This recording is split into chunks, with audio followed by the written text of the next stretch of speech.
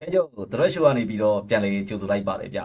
ကျွန်တော်တို့လည်းပါဘူးအသင်းတွေကတော့စောစောတုန်းကပဲကျွန်တော်ဆောက်တနန်အသင်းကိုအိမ်ကွန်းအန်ဖီမှာပဲ3ဂိုး2ဂိုးနဲ့အနိုင်ရရှိခဲ့ပြီးတော့ချန်ပီယံဆုအတွက်အကောင်းဆုံးခြေတလန်းကိုဆက်လက်ပြီးတော့တိုးနိုင်ခဲ့ပြီဖြစ်ပါတယ်တနည်းအားဖြင့်တော့ဒီပရီးမီးယားလိဒီနေ့ရာသီပရီးမီးယားလိချန်ပီယံဆုတစ်စိတ်အပေါ်မှာလီဗာပူးအသင်းဆိုပြီးတော့နာမည်ထိုးလို့ရခဲ့တဲ့အနေအထားတစ်ခုကိုရောက်ရှိနေခဲ့ပြီလို့ဆိုရမှာဖြစ်ပါတယ်ဗျ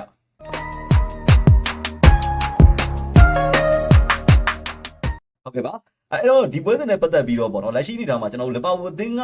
ဒီပွဲစဉ်ပြီးရင်ချန်ပီယံလိဒုတိယအကျော့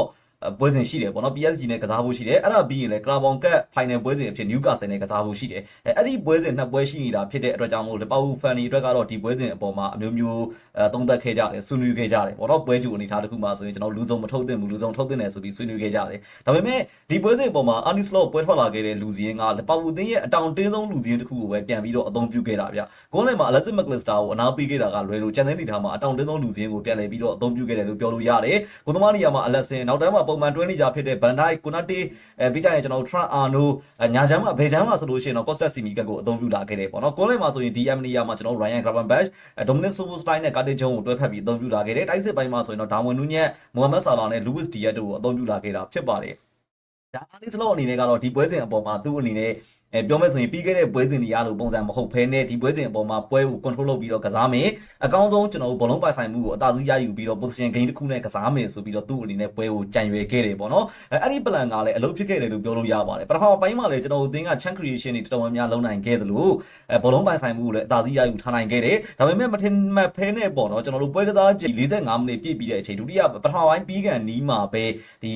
small bone ရဲ့ကန်သွင်းချက်နဲ့ကျွန်တော်အလက်စင်ဘကာနဲ့ဗဂီးပန်နိုင်တို့ရဲ့နားလည်မှုလွဲမှားတဲ့တစင်ဂိုးပေးလိုက်ရတယ်အဲ့ဒီအနေထားကလီဗာပူးအသင်းကိုတော်တော်လေးကို pressure ဝင်ရောက်သွားစေခဲ့တဲ့အနေအထားတစ်ခုဖြစ်တယ်အဲ့တော့ဒုတိယပိုင်းဆဆချင်းမှာပဲဒီ Arne Slot အနေနဲ့ကလူစားလဲမှုကိုပြုလုပ်ခဲ့တာဖြစ်တယ်အလက်စင်မက်ကလစ်စတာ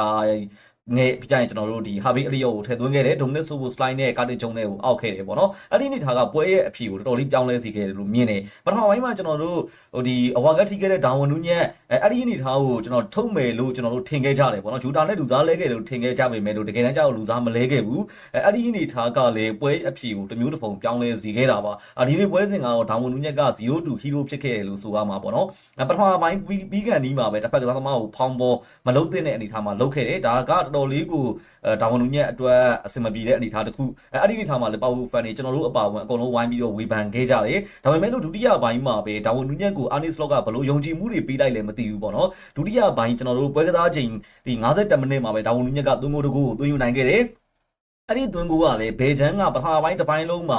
ပြတာလောက်ဖွဲမထွက်ဖြစ်နေခဲ့တဲ့ကျွန်တော် Luis Diaz ရဲ့ဖန်တီးမှုကနေပြီးတော့သွင်းယူနိုင်ခဲ့တာဖြစ်တယ်ဒုတိယကျွန်တော်တို့ပွဲကစားချိန်ကျွန်တော်တို့54မိနစ်မှာပဲသူ့ရဲ့အမှန်တကယ်ရုန်းကန်မှုကနေတဆင့်ကြိုးစားမှုကနေတဆင့်ပင်လယ်တီရတယ်ဆာလာအပိုင်ပေးသွင်းနိုင်ခဲ့တယ်ထပ်ပြီးတော့ကျွန်တော်ပွဲကစားချိန်88မိနစ်မှာပဲကျွန်တော် Luis Diaz နဲ့ဒီကူဇာဝါနဲ့ရှင်လူရင်းကနေပေါ့နော်ကျွန်တော်တို့ဒီလက်ထိခဲ့တဲ့အတွက်ကျွန်တော်ပင်လယ်တီထပ်ပြီးတော့ရတယ်မိုဟာမက်ဆာလာသွင်းယူနိုင်ခဲ့တာဖြစ်ပါတယ်အဲ့တော့ကျတော့ဒီပွဲတွင်းထဲမှာဆိုလို့ရှိရင်ကျွန်တော်ပြောရမယ့်အရာတွေကတော့များတယ်ပေါ့နော်ပြောရမယ်ဆိုရင်ပထမပိုင်းတစ်ပိုင်းလုံးလီဗာပူးဘောလုံးကင်ထားပြီးတော့ဘာလို့လုံမှန်မသိတဲ့အနေအထားလေးမြင်တွေ့ရတယ်။ defensive ပိုင်းအနေနဲ့ကလည်းတစ်ဖက်အသင်းရဲ့ဒီပြန်လာတဲ့အလုံးတွေကိုပေါ့နော်ဒီတံမြန်တိုက်စစ်လာတဲ့အလုံးတွေကျွန်တော်တို့ area ပေါက်ထဲကိုဝင်လာတဲ့အနေအထားတွေမှာကျွန်တော်တို့လွတ်ပေးလိုက်ရတဲ့တိုင်းတာလေးတွေရှိတယ်။အဲ့ဒါလေးတွေကတော့တချို့လေအနေအထားတွေမှာမဖြစ်တဲ့အနေအထားတွေလို့မြင်တယ်။ဒါကျွန်တော်တို့အသင်းရဲ့ကစားသမားတွေအနေနဲ့ကလည်းဒီပွဲစဉ်အပေါ်ထက်လာမဲ့ကျွန်တော်တို့ဒီ PSG နဲ့ပွဲလာမဲ့နျူကာဆယ်နဲ့ပွဲအပေါ်မှာစိတ်ရောက်နေတယ်လို့ကျွန်တော်အနေနဲ့ခံစားရတယ်ပေါ့နော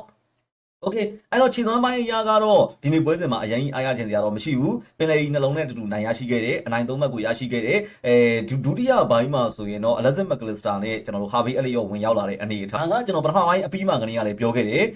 ဒီဟာဗီအလီယောနဲ့ဟာဗီအလီယောဒီပိတ်ထားတဲ့အသင်းတွေနဲ့တွေ့ရင်တစ်ဖက်ကပိတ်ဆော့တဲ့အသင်းတွေလိုဘလော့ဆော့တဲ့အသင်းတွေနဲ့တွေ့လို့ရှိရင်ဟာဗီအလီယောဒီအဖြေပါဒါပေမဲ့ဆာလာရဲ့နေရာမှာထည့်လို့ကတော့အဖြေတစ်ခုဖြစ်လာမှာမဟုတ်ဘူးအတက်ကင်းမီဖီလာနေရာမှာဆာလာရဲ့ share အနေနဲ့မိုဟာမက်ဆာလာနဲ့ဒီ Trentအာနိုနဲ့အဲ့ဒီရဲ့ကစားသမားတွေနှစ်ယောက်ရဲ့ဂျားထဲမှာဟာဗီလီယောကိုထည့်မယ်ဆိုရင်အီလီယောဒီဇာတန်ရှက်ခရီပါပဲဗျအဲ့ဒါကျွန်တော်အမြဲတမ်းချီးကျူးနေတဲ့အချက်တစ်ချက်ပါပဲအဲ့တော့ဒီအလက်ဇက်မက်ကလစ်စတာလိုကဆိုတာကလည်းကိုယ်လေပိုင်းမှာဘယ်လောက်ထိတည်ငြိမ်လဲသူဝင်လာခြင်းအကြောင်းရင်းကပြောမယ်ဆိုရင်ဂရာမန်ဘတ်ကိုပါဘယ်လောက်ထိတည်ငြိမ်သွား သွားစီလဲဆိုတာကျွန်တော်တို့ရှင်းရှင်းလင်းလင်းကိုမြင်သာစေခဲ့တာဖြစ်ပါတယ်ဒါကျွန်တော်တို့အမြဲတမ်းပြောနေခဲ့တဲ့ကမ္ဘာဖလားရရှိထားတဲ့ကွန်းလေကစားသမားတူဒီကစားသမားတူဘာကြီးလုံးနိုင်လဲဆိုတာကျွန်တော်တို့သိတယ်ပေါ့နော်အဲ့တော့မာကာကတော့ကျွန်တော်တို့အသင်းမှာတကယ်ကိုကွန်းလေဘူချုပ်တူလို့ပဲကျွန်တော်တို့တင်စားရမှာဖြစ်ပါတယ်အဲ့တော့ဒါဝန်နူးညက်ပေါ့နော်ဒါဝန်နူးညက်ပတ်သက်ပြီးတော့ပထမပိုင်းမှာဆိုလို့ရှိရင်တော့ဒီဖောင်မော်ကျူးလွန်ခဲ့တဲ့အနေထားမှာဝေဖန်ခံရတယ်မလုံးသင့်တဲ့အနေထားတွေမှာနောက်ပြန်ကန်လိုက်တဲ့အနေထားတွေပါတွေအများကြီးလုပ်ခဲ့တဲ့အတွက်ဝေဖန်ခံရပေမဲ့လို့ဒုတိယပိုင်းမှာသူ့ရဲ့အကောင်းဆုံးကြိုးစားမှုကိုမြင်တွေ့ရတယ်ထပ်ပြီးတော့တစ်ဖက်အသင်းရဲ့နောက်တန်းကိုမယက်မနာလိုက်ပြီးတော့ present ပေးနေတဲ့အနေထားက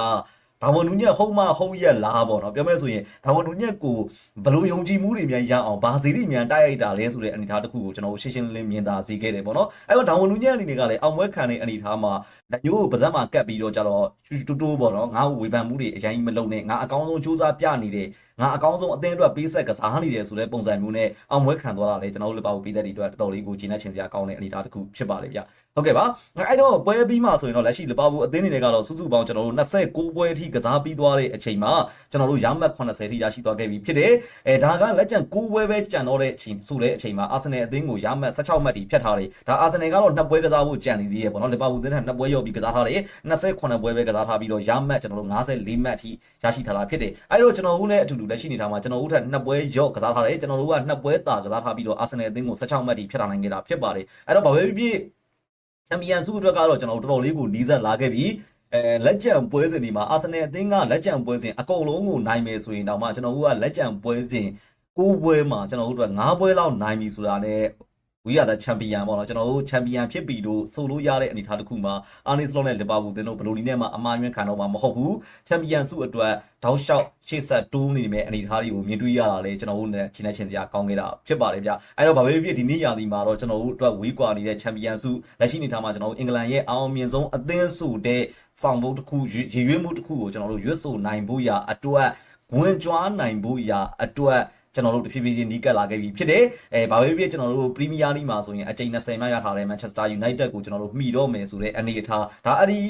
အကြိမ်20နဲ့ Manchester United ကိုသာမှီခဲ့မယ်ဆိုရင်ဒါအင်္ဂလန်ရဲ့အောင်မြင်ဆုံးအသင်းဒီလီဗာပူးအသင်းဆိုတာဘလိုနီးနဲ့မှငင်းချက်ထုတ်လို့မရတဲ့အနေအထားတစ်ခုဖြစ်သွားမယ်အနေအထားတစ်ခုမှာဒီနေ့ရာဒီလီဗာပူးအသင်းနဲ့အာနီစလောတို့ဘလောက်ထိရှေ့ဆက်ပြီးတော့လုပ်ပြအောင်မလဲဆိုတာစောင့်ကြည့်သွားမှာဖြစ်ပါတယ်ဗျဟုတ်ကဲ့ပါကျေးဇူးများကြီးတင်ပါတယ်ဗျကျွန်တော်ရဲ့ဗီဒီယိုလေးကိုသဘောကျတယ်ဆိုရင်လည်း like and share လေးနဲ့ကူညီပေးသွားကြဖို့မေတ္တာရပ်ခံပါတယ်ဗျထုံးစံတိုင်းနောက်ဗီဒီယိုလေးမှာပြန်လည်ပြီးတော့ဆုံတွေ့ကြတာပေါ့ခင်ဗျ